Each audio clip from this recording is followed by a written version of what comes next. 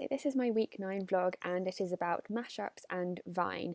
And the first reading we had was by Eduardo Navas about mashups, and it was really long, but I'm going to try and explain to you what I gained from it and then move on to a little bit about vines.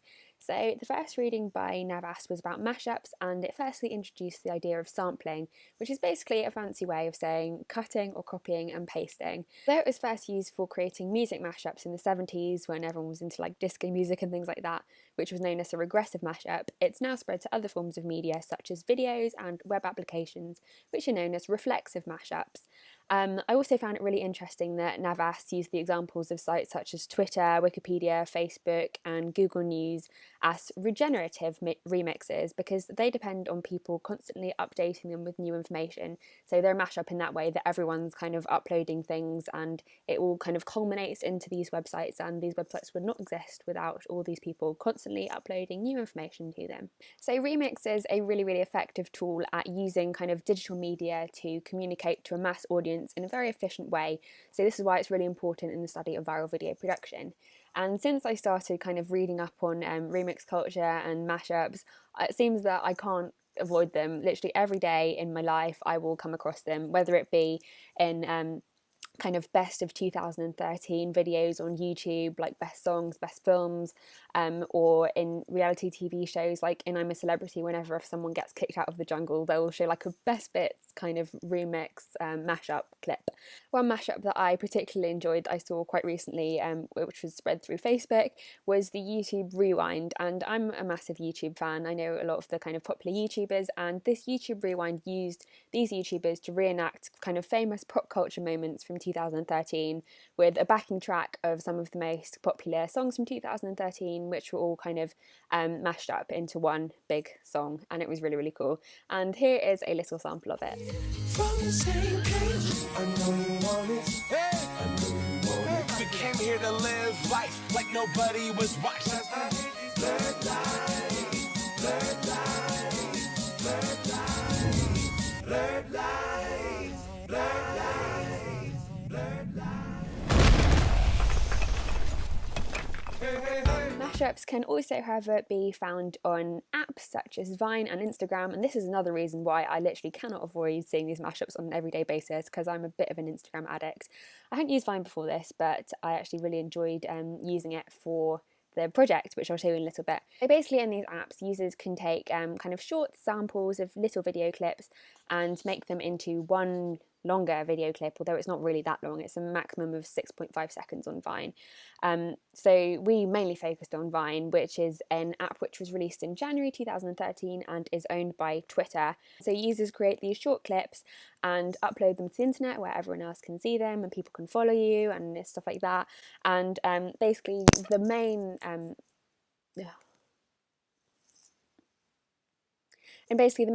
features that make Vine unique are firstly that videos can only be 6.5 seconds long, secondly that sound is recorded at the same time as video, you can't add it later, and thirdly that there is no post-production.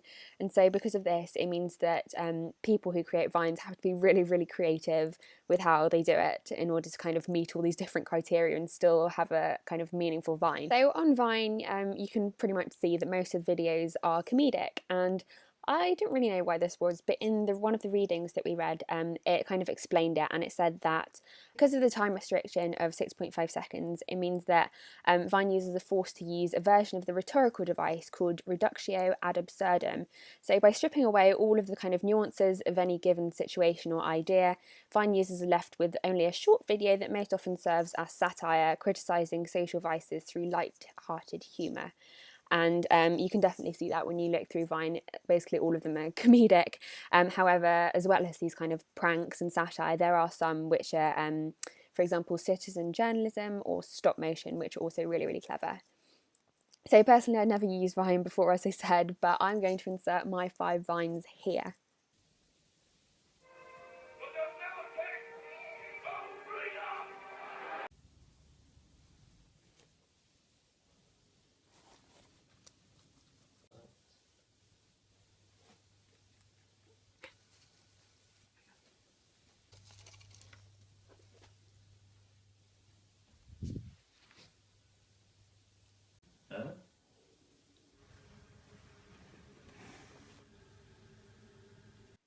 So, as with everything pretty much that we've looked at through this course, GIFs, memes, all these sorts of things, Vine is also becoming pretty commercialized as companies discover the potential for them to kind of have this huge reach to their target audience.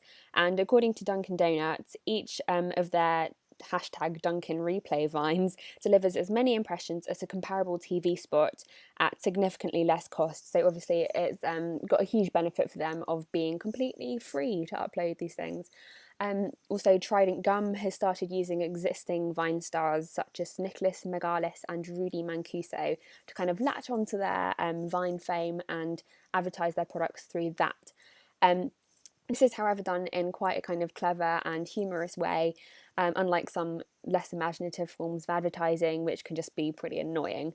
So if the Vine is not funny or unusual, then of course it's not going to stand out amongst all the other millions of Vines. And so companies have to try really, really hard to kind of put that effort in to compete with other Vine makers. And this can often result in some really entertaining content. And in this way, I don't think that the commercialization of Vines is really such a bad thing. I mean, if it's entertaining, then that's fine with me. An example of some really creative content using Vine was by an American company called Airbnb, who sort of rent out people's houses. And they made a short film using only Vines, pretty much. And these were crowdsourced from all around the world, and kind of these 6-second clips were put into a film, and the end result was a really beautiful video, and it didn't resemble an advert at all, although of course it is reinforcing the brand in people's minds, but it's not like blatant advertisement. So I'm going to insert a little bit of that here.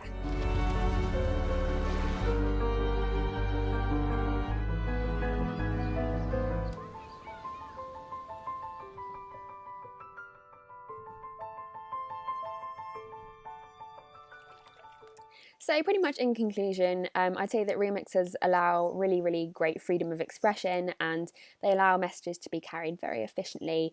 However, there is a kind of slight problem in that there's a restriction on the kind of media that people can use, because a lot of audio and video is copyrighted. So it's kind of a bit annoying, but you can get around it in ways such as like through Vine and Instagram.